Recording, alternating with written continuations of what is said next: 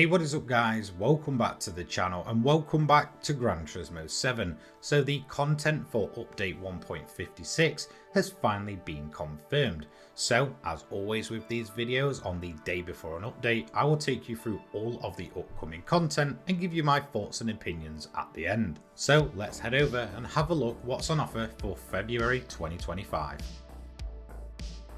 Introducing the Gran Turismo 7 February update, adding 3 new cars and 3 race events. Gran Turismo 7 will receive an update on the 27th of February 2025.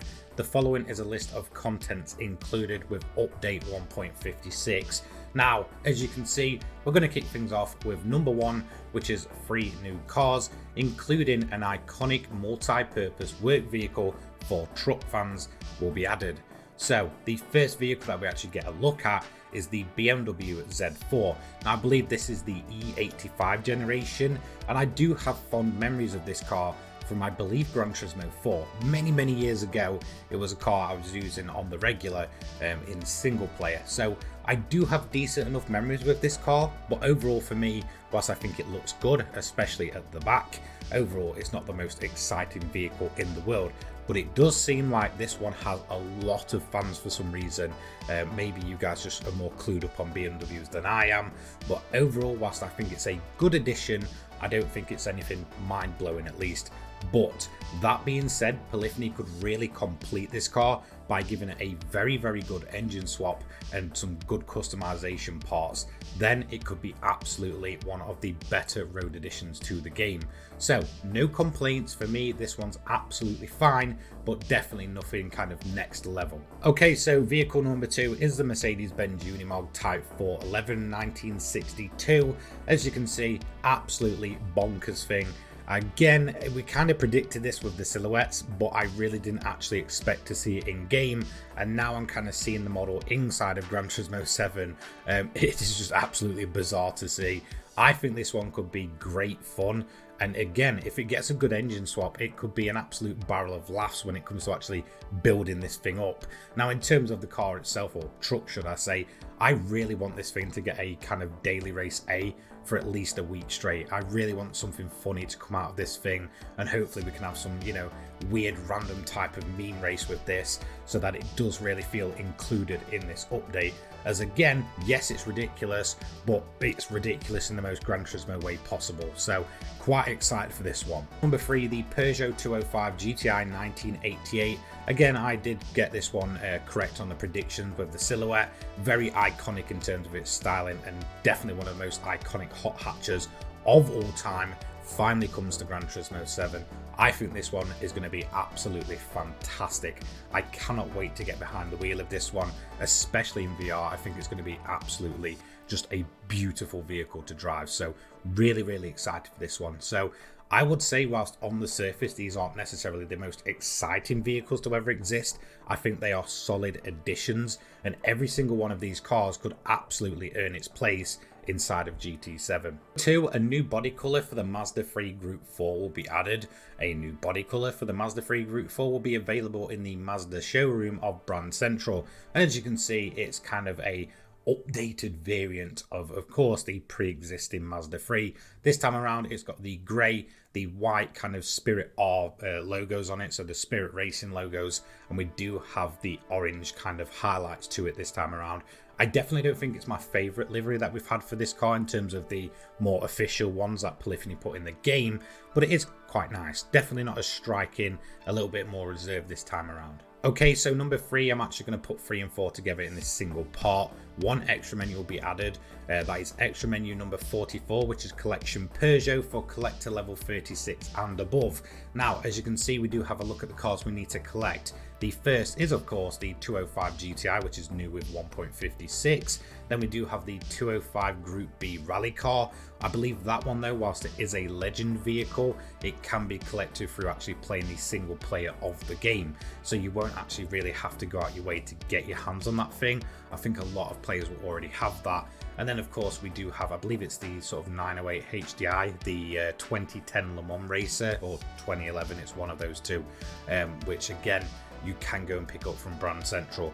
So this one isn't going to be too difficult to complete. If you already have all the cars in the games like me, it will automatically unlock when you get into Gran Turismo 7 after the update. And then of course, number 4, new World Circuit events will be added. So once again, we are sticking with the theme of free events. So the following events will be added to World Circuits: the Sunday Cup Classic with the Red Bull Ring Short Track, European Sunday Cup 400 at Grand Valley South Reverse, and the European FR Challenge 550 at Lake Maggiore East. Again, this is kind of just a typical thing for Gran Turismo. I think if you want the most out of these cars, go into open lobbies, maybe even daily races if it goes on rotation, or just go ahead and boot up a custom race. You will have a lot more fun than just going through these short events, trust me on that one. Number 5, more Gran Turismo Sophie compatible tracks will be added. The next generation racing AI agent, Gran Turismo Sophie, is now available on the following courses. Look for the Sophie icon in the quick race menu on each track to test your skills against Sophie.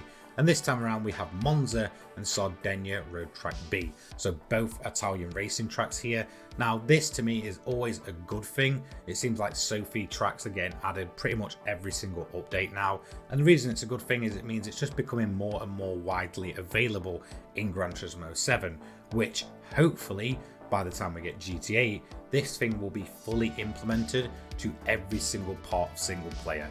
As you'll know, the Sophie AI is much more complex, much better to race against, and overall completely overhauls the way the AI reacts in Gran Turismo, where originally it was known for just driving on one single line and that's about it.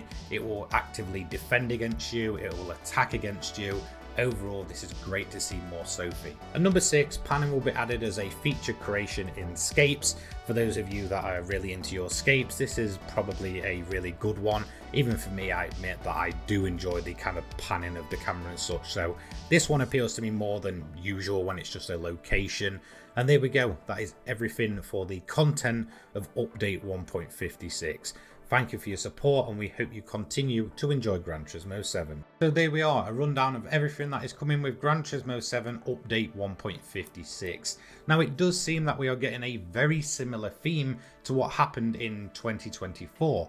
If you remember, I believe it was the first 5 months straight, we got an update every single month. And then, of course, we ended up getting the July update, which was the big one for the year, bringing a brand new track to the game and such, and overhauling the physics. And then it did kind of fade away into the second half of the year with updates much more spaced out. At least at present, it does seem that GT7 is doing the exact same for 2025. Now again, as well, just like 2024 in January and February, whilst the content hasn't been absolutely mind-bending or anything like that, it was a fairly bunch of, solid roadworthy cars that had plenty of customization to them. So it does seem that 2025 is pretty much mirroring 2024 so far. And then of course after that in March we got the likes of the Toyota GT1 returning, and then a couple of months after that we got the likes of the NSX GT500 returning. So who knows, if it is going to be just like 2024, then we might be in for some better content as the months continue to go on. But in terms of the content alone for this one, and especially the cars, there is actually a decent amount on offer here, especially for classic Gran Turismo fans and those that like to customize and make custom races. This content could be absolutely amazing. Again, I definitely feel like this is just like the January update, where original Gran Turismo fans are going to have much more fun with this one than say the guys that joined from GT Sport onwards. There does seem to be a clear divide from that kind of generation onwards and the kind of original fans. So I think if you kind of come to expect these kind of vehicles from Gran Turismo, then you'll probably have a lot of fun with this one. Whereas if you're a more esports sport mode guy, then maybe not. This might not be the update for you. In terms of my personal opinion though, I think with the cars, they're pretty fantastic. Again, if they get them right and they add the correct aero and engine swaps and I guess customizability to them, then really sky's the limit. I think you could go and get a lot of time just out of these 3 cars alone. The Unimog, it's ridiculous. It's kind of got that typical Gran Turismo-ness behind it as an absolutely weird and random car that you probably only ever find in this series. Then you have the 205 GTI, a certified hot hatch classic. Again, for me though, the BMW Z4 is a kind of hit or miss one. I can't say I'm too excited for it, but I will hold my tongue back for now because that thing could have some very cool aero added to it, and who knows, maybe even a good engine swap, and well, it could probably be transformed into a decent enough race car. Now obviously with the rest of the content, it's a little bit underwhelming. The whole 3 events per update thing was really annoying in 2024, and it's the exact same here, and I don't see that stopping anytime soon. So again, I think to get the most out of these, I'm probably going to have to go make a lot of custom races, host a lot of open lobbies and get you guys involved in them, and again, I'll probably get a lot of time out of it then. But in terms of the rest of the content besides the cars, it's a little bit on the weaker side, but it's kind of to be expected for the first couple of updates of a year. Again, it was the same in 2024, and it doesn't seem to be any different now in 2025. Anyway, I'll hold full judgment until I've actually gone through the update itself. I will be back tomorrow morning to take you through the full update and patch notes to see what's hidden away inside of update 1.56. Anyway, let me know what you think down below. Take care, guys. Peace.